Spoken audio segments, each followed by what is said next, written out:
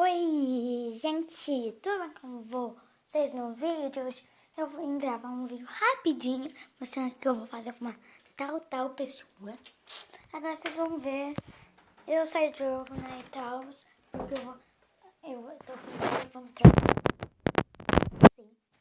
Agora a gente vai na Isabela, nossa prima, se vocês não sabem. Eu vou fazer um negócio que vai ser rapidinho. Essa pessoa merece. Não fica falando com a gente.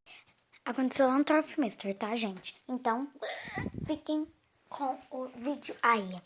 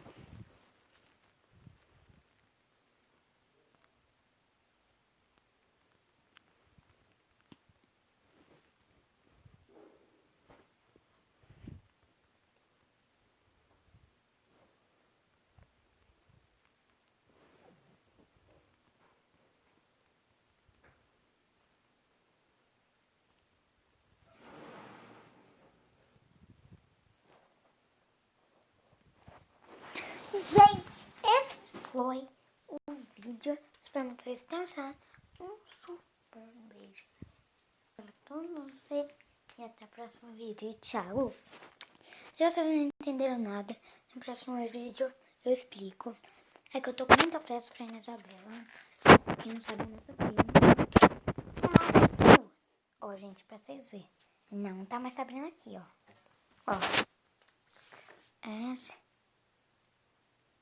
Sei lá escrever o nome dela, o link, mas foi isso, gente. Se vocês entenderam alguma coisa ou não, no outro vídeo eu explico. Então, fui! E outro aviso pra Sabrina. Sabrina, se não eu não ligo. Pode desescrever. Não ligo. Agora, tchau, gente.